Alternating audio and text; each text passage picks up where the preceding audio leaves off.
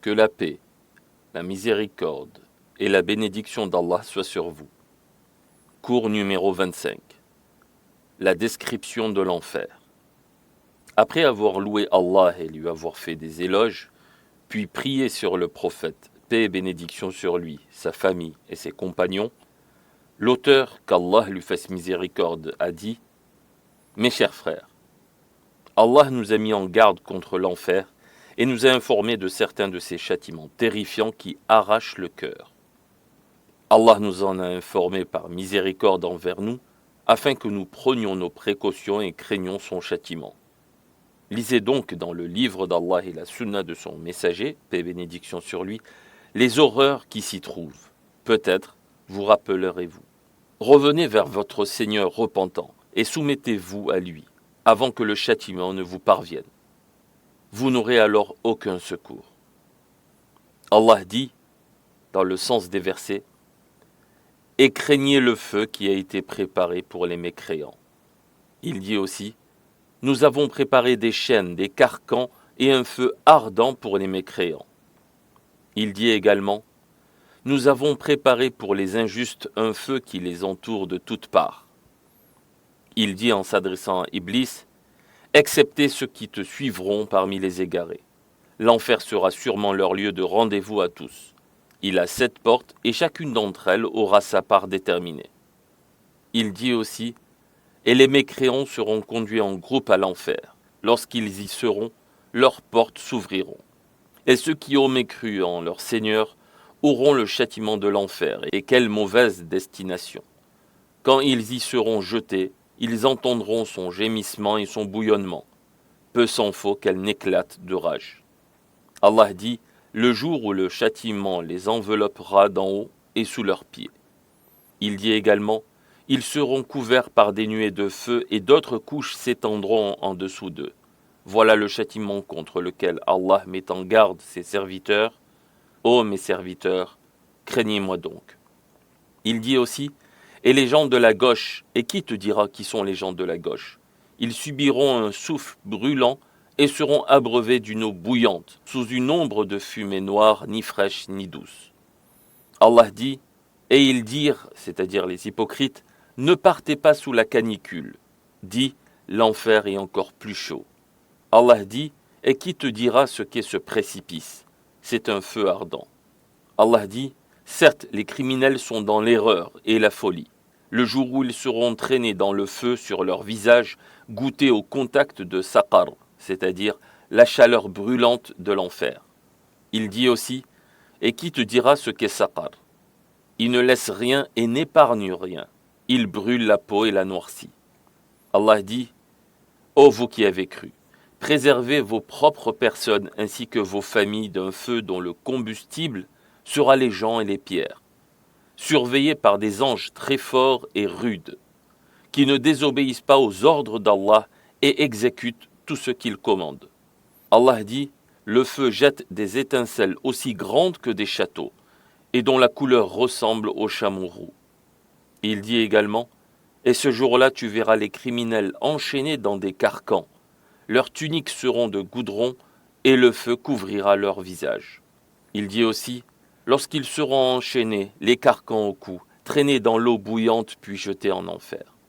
Allah dit, les mécréants auront des vêtements de feu taillés sur mesure, tandis que sur leur tête sera versée de l'eau bouillante, qui fera fondre ce qui est dans leur ventre. Ils y seront frappés par des meillets en fer, et à chaque fois qu'ils voudront s'en échapper, à cause de leur détresse, on les y remettra et on leur dira « Goûtez au châtiment de la fournaise ». Certes, nous brûlerons bientôt dans le feu ceux qui n'ont pas cru en nos versets. À chaque fois que leurs peaux auront été consumées, nous les remplacerons par d'autres peaux afin qu'ils goûtent au châtiment. Allah dit « L'arbre de Zaqqum sera la nourriture de tout désobéissant endurci.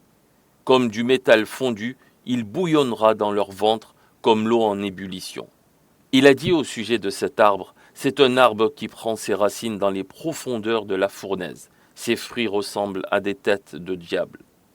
Allah dit, ce jour-là, vous les égarés mécréants, vous mangerez certainement de l'arbre de Zaqqum. Vous vous en remplirez le ventre, puis vous boirez par-dessus de l'eau bouillante que vous avalerez à la manière des chameaux assoiffés. Tel est le repas d'accueil le jour du jugement.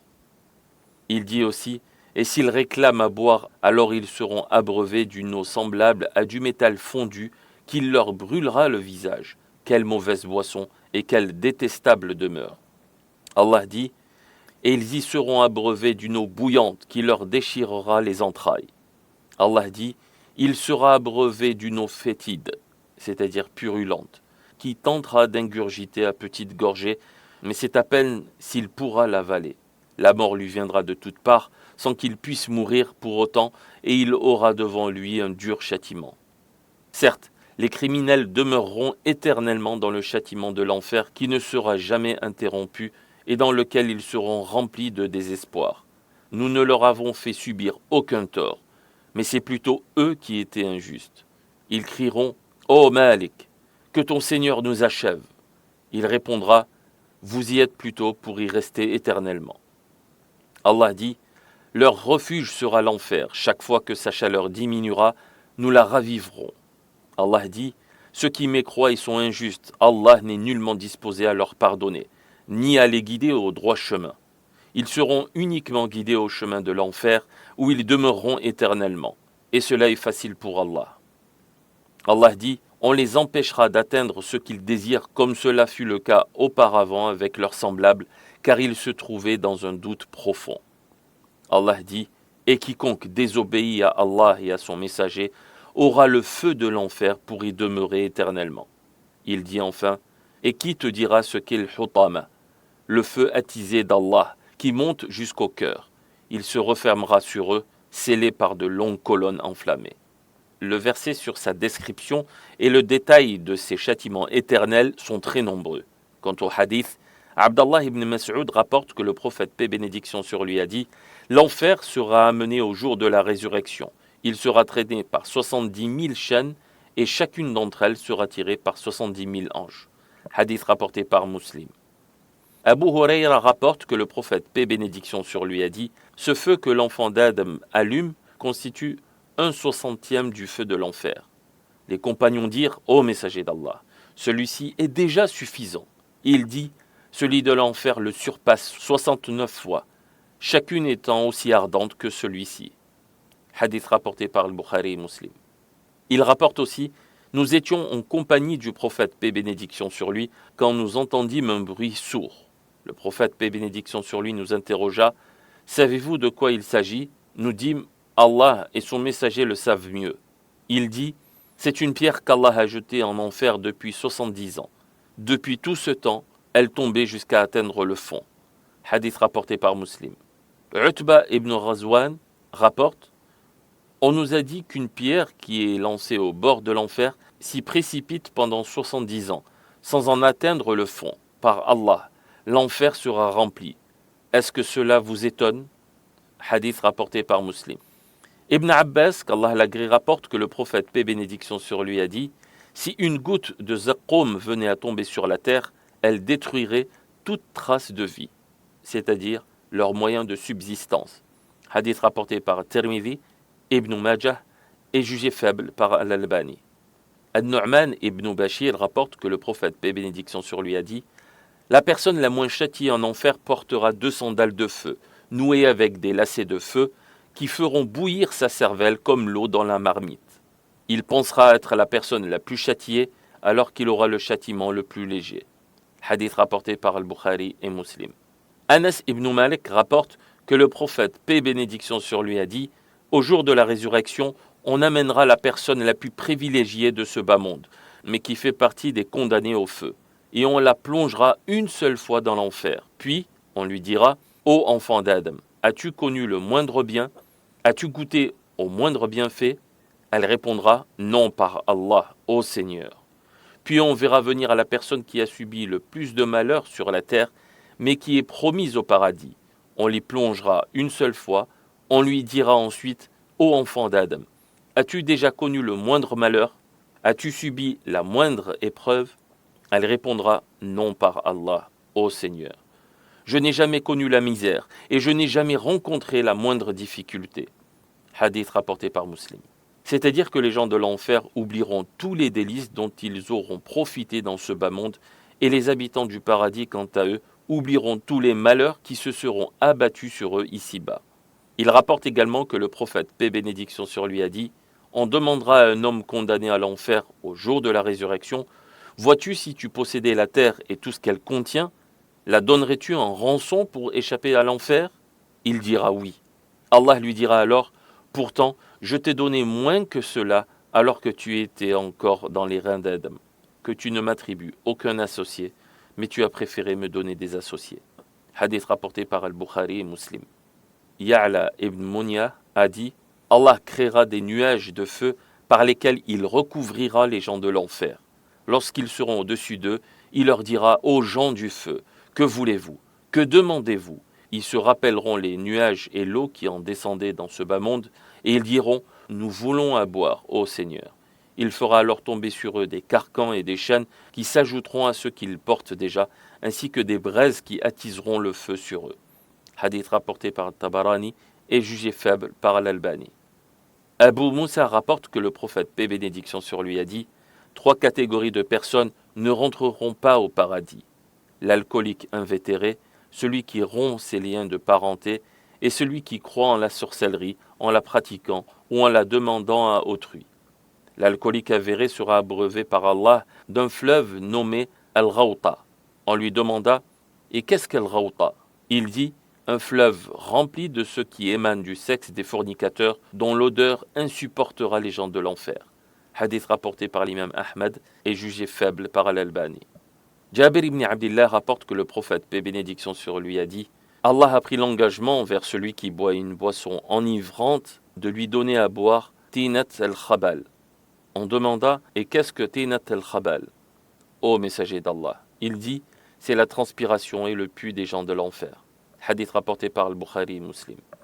Il rapporte également que le prophète, paix et bénédiction sur lui, a dit « On dira aux juifs et aux chrétiens « Que voulez-vous » Ils répondront « Nous sommes assoiffés, ô Seigneur, abreuve-nous. » On leur indiquera alors un endroit où s'abreuver et on leur dira « N'y allez-vous pas ?» Ils seront alors ramenés vers l'enfer, qui ressemblera à un mirage dont les parties se détruisent les unes les autres et ils tomberont en enfer. Hadith rapporté par Al-Bukhari et Muslim. Al-Hassan dit « Que penses-tu d'un groupe de gens qui seront restés debout 50 000 ans sans rien manger ni boire, au point où leurs cous se sont pliés de soif et leurs ventres sont déchirés par la faim.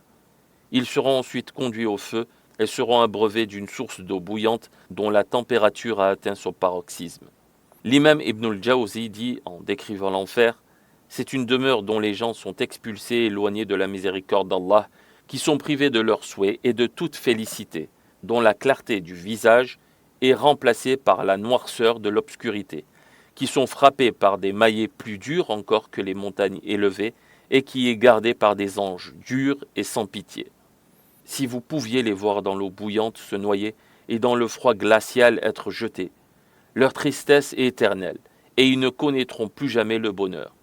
Chacun d'entre eux aura une place bien définie à laquelle il ne pourra jamais échapper, et ce, pour l'éternité. L'enfer est gardé par des anges durs et sans pitié.